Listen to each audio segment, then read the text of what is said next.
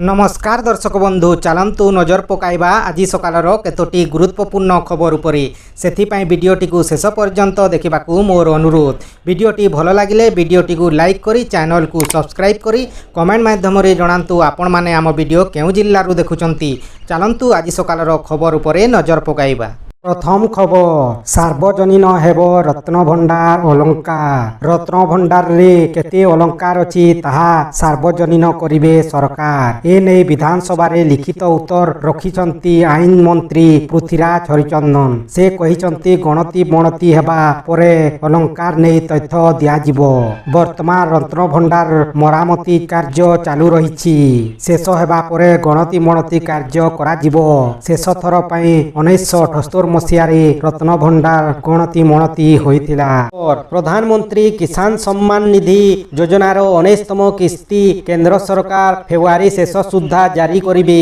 गणमाध्यम report अनुसार केंद्र कृषि मंत्री शिवराज सिंह चौहान कहिसंती जे प्रधानमंत्री नरेंद्र मोदी फेब्रुआरी 24 रे बिहार गस्तरे जाई कृषि कार्यक्रम रे अंशग्रहण करिवे एवं अन्यान्य विकासमूलक कार्यक्रम आरंभ करिवे एवं तापरे से प्रधानमंत्री किसान योजनार 19तम किस्ती बंटन करि पारंती। प्रधानमंत्री किसान सम्मान निधि योजनार लाभ पाइबा पई ई-केवाईसी आवश्यक। प्रधानमंत्री नरेंद्र मोदी 15 अक्टोबर 2024 रे प्रधानमंत्री किसान सम्मान निधि योजनार 18तम किस्ती जारी करिथिले। पीएम किसान एक केंद्र सरकारक योजना जहा भारत सरकारक द्वारा 100% पांठी प्रदान करा जाए। यहा अधीन रे किस्ती राशि सीधा सलक हिताधिकारी बैंक अकाउंट को स्थानांतरित हुए। एही योजना अधीन रे प्रति 4 मासरे 2000 टंका तीनोटी समान किस्ती रे वार्षिक 6000 टंका जमीधारी चाषी परिवार मानकर आधार संलग्न बैंक अकाउंट रे पठा जाए। परवर्ती खबर राज्य रे राशन कार्ड रो ई-केवाईसी अपडेट मार्च 31 पर्यंत बढ़िछि बोली खाद्य और जोगाण मंत्री कृष्णचंद्र पात्र सूचना प्रदान करिसंती।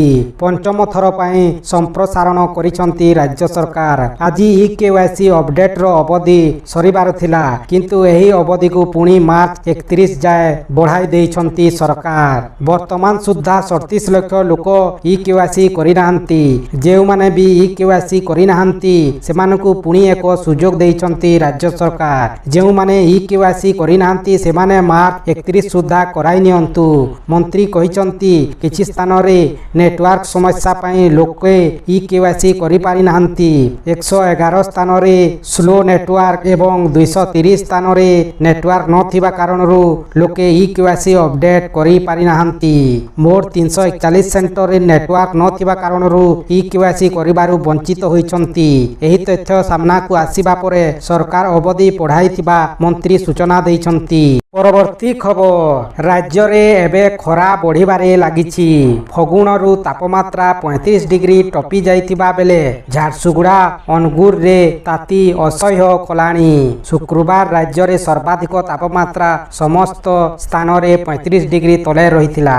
अनुगुर रे सर्वाधिक 34.7 डिग्री, खोर्धा 34.5, झारसुगुड़ा रे 34.2, ढेंकानाल बलांगीर और रायगड़ा रे 33.8 डिग्री, बौद्ध 33.5, भुवनेश्वर 33.4 एवं कटक रे 31.2 डिग्री तापमात्रा रेकर्ड करा जाइछि। 18 तारिख जाए राज्य रे पाग सुखिला रहिबो किंतु पश्चिम झड़ प्रभाव रे 19 रु 20 तारिख पर्यंत उत्तर उपकूल ओडिशा और मयूरभंज रे किछि स्थान रे एवं 20 रु 21 तारिख रे उत्तर उपकूल ओडिशा मयूरभंज केन्दुझर और ढेंकानाल जिल्लार गोटिए रु 2टी स्थान रे हालुकारू मध्यम धरणर वर्षार संभावना रहिछि बोली भुवनेश्वर पाणीपाग विज्ञान केंद्र पूर्वानुमान करिछि। परवर्ती खबर बजेट अधिवेशनर आज तृतीय दिन। प्रश्नकाल स्वाभाविक चलिबो कि नाही ताकू नै आशंका देखा दैथिबा बेले आरंभरू विरोधींको प्रबल हट्टगोल देखिबाकू मिलिथिला। आज भी गृह सरगरम रहिछि। कटणी छटणी प्रसंग और आईन श्रृंखला नै सरकारंकू घेरिछंती विरोधी। ए सबु भितरे जोगाण मंत्री कहिछंती वर्तमान सुद्धा 60 लाख मेट्रिक टन धान किणी सारी ସାରିଲେଣି ରାଜ୍ୟ ସରକାର। ଫେବୃଆରୀ 15 ତାରିଖ ସୁଦ୍ଧା ଗତ ବର୍ଷ ତୁଳନାରେ ଅଧିକ 2 ଲକ୍ଷ ମେଟ୍ରିକ୍ ଟନ୍ ଧାନ କିଣି ସାରିଲେଣି ସରକାର। ସରକାର 77 ଲକ୍ଷ ମେଟ୍ରିକ୍ ଟନ୍ ଧାନ କିଣିବା ପାଇଁ ଟାର୍ଗେଟ ରଖିଛନ୍ତି। ମାର୍ଚ୍ଚ 31 ତାରିଖ ଯାଏ ଚାଲିବ ଧାନ କିଣା। ପାଖାପାଖି 12 ଲକ୍ଷ ଚାଷୀ ଇନପୁଟ ସବସିଡି ପାଇ ସାରିଲେଣି। ଧାନ ବିକ୍ରି କରିବାର 48 ଘଣ୍ଟା ଭିତରେ ପେମେଣ୍ଟ ପାଉଛନ୍ତି ଚାଷୀ। କଟଣି ଛଟଣି ବନ୍ଦ କରିବା ପାଇଁ ସରକାର ପୁରା ଆଲର୍ଟ ଅଛନ୍ତି।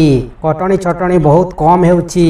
କଟଣି ଛଟଣି କିମ୍ବା ଅନିୟମିତତା ନେଇ ଯେଉଁ ସ୍ଥାନରୁ ଅଭିଯୋଗ ଆସୁଛି ତା ଉପରେ ତୁରନ୍ତ ଆକ୍ସନ ନେଉଛି ଯୋଗାଣ ବିଭାଗ। ଏହା ମଧ୍ୟରେ ଅନେକ ମିଲ୍ ଗୁଡ଼ିକ ସିଲ୍ କରିବା ସହ କାରଣ ଦର୍ଶାଅ ନୋଟିସ୍ ମଧ୍ୟ କରିଛନ୍ତି ସରକାର। ଅନିୟମିତତାରେ ସମ୍ପୃକ୍ତ ଥିବା ଅଫିସରମାନଙ୍କୁ ମଧ୍ୟ ସସ୍ପେଣ୍ଡ କରାଯାଇଛି ବୋଲି ମନ୍ତ୍ରୀ କହିଛନ୍ତି।